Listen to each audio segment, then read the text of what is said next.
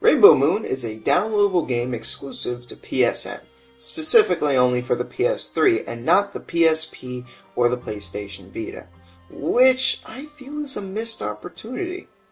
You can download this game for the reasonable price of $15 and is a download of just under 2 gigabytes. This game is a grid-based RPG similar to Disgaea and Final Fantasy Tactics. Rainbow Moon has a cartoonish art style to it, which I found pretty charming. It's colorful, welcoming, and easy on the eyes. Now, as for the in-game graphics, the game actually looks like a PS1 game. Despite this, the world looks and feels pretty vibrant and alive. However, during combat, some of the animations look a bit stiff when pulling off special moves. Now, while the game does look pretty dated, despite this, it has a certain undeniable charm to it. If you're a fan of the PS1 and how those games looked, I think Rainbow Moon's visuals will definitely be a plus for you. Otherwise, you'll probably just think it looks dated. The music in Rainbow Moon is very well done. The soundtrack is fairly varied, and the songs are nice and catchy. The different area types in this game are all accompanied by their own track, and are fairly enjoyable to listen to. Nothing here is really going to blow you away, but the songs are pretty nice overall. The game has almost no voice acting to speak of, but what little there is actually pretty good. The story follows our protagonist Baldrin. He was gonna duke it out with his nemesis in a forest filled with dimensional portals. His nemesis then pushes him into one of the portals, and our protagonist ends up on Rainbow Moon, with a horde of monsters behind him. Baldrin must now explore Rainbow Moon, find new companions, slay monsters, and find his nemesis. That is literally the extent of the plot in this game.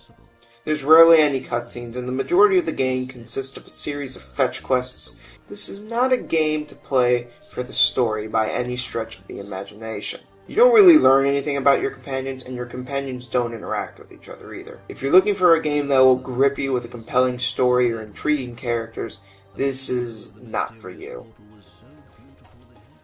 As mentioned, this is a grid-based RPG. However, unlike most games in this genre, there's a heavy emphasis on exploration. You can walk around the world of Rainbow Moon and talk to people, buy shops, accept quests, search for treasure, and of course, get into many battles. Much like a lot of action RPGs, this game has enemies on screen that you can approach, which will take you to a battle. There are, however, no preemptive or surprise mechanics here. Simply approach the enemy and get into a battle. Nothing more than that. What's interesting, however, is this game uses random encounters, but not in the way you would initially think. When walking around, occasionally on the lower left corner of the screen, there will be the names and portraits of enemies that will appear. If you press the X button during this time, you will be thrust into battle. This is good, as there is a finite number of enemies walking around, and even though those enemies themselves respawn at some point, this still allows you to continue fighting if there aren't any around, as it does take some time before they come back. The combat in Rainbow Moon is largely your typical grid-based RPG, with controls simplified a bit for newcomers. I was personally a bit off-put by this at first, since I've been playing games in this genre since I was 10. However, I quickly got over it and got used to the controls. One thing I have to mention, however, is that when I was moving my characters around in battle, I found myself occasionally making mistakes and moving my characters where I didn't want them to. In the options, the game allows you to switch the grid mode. When I did, I didn't have this issue anymore. So if you're like me and you're doing the same thing while playing this game, you might want to switch the grid mode from A to B instead. It might just help you out. Similar to the Disgaea series, whenever you use your special attacks in this game, they level up and grow stronger over time. Due to this mechanic, I found myself using special moves almost exclusively. I actually really like this, as it gave me an extra variable in battle to think about in terms of developing my characters. These skills must also be bought in a store, however only one person can learn it at a time. There are some skills that can be taught to multiple party members, so you have to keep it in mind if the other characters really need the skill and if you have the money to buy it. Skills become more expensive over time if you keep buying them. The game also makes use of a unique feature I haven't seen before in other games in this genre, called sub-turns. Typically, in this kind of game, during your turn, you can move and then attack. However, in this game, the more you level up, at some point you will be granted an extra turn. This increases the range in which your character can travel within the battlefield and allow them to attack multiple times. For example, you have 3 sub-turns, you can hit the enemy 3 times in a row, instead of just 1. I think this actually adds a nice extra bit of strategy to the game, and adds some depth. Outside of combat, the game has a lot of micromanaging. Something that was kind of annoying though was the use of lighting in dungeons. You can either learn a spell to light up a dungeon for a little while, or you can use torches that you find. It was kind of annoying, and I would have preferred to have not been there, but it wasn't really a big deal.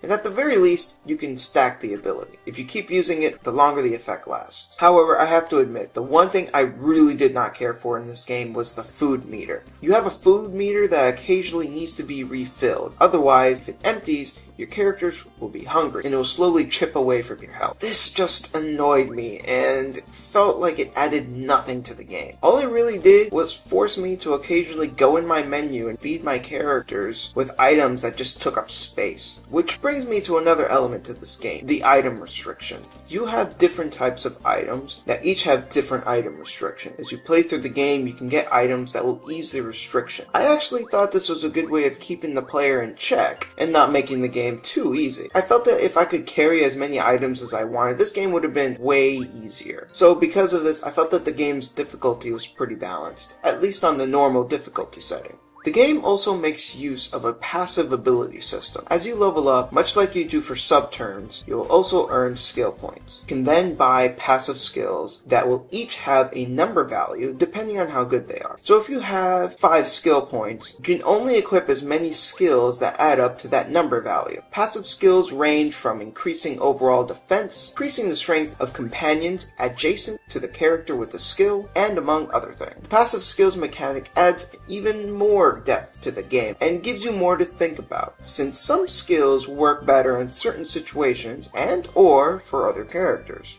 You can also change passive skills during battle. However, this takes up a sub-turn. Finally, the last thing to mention in this game would be the Rainbow Pearls. These are your main form of progression in this game.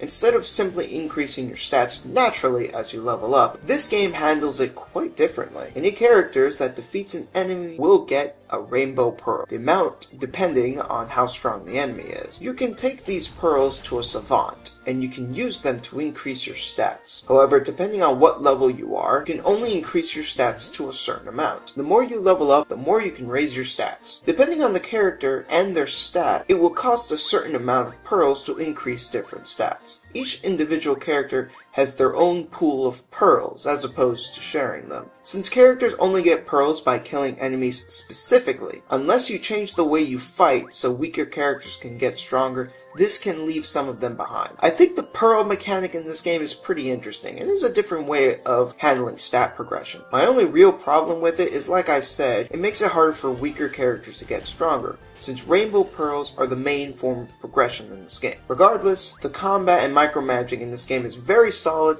and quite addicting.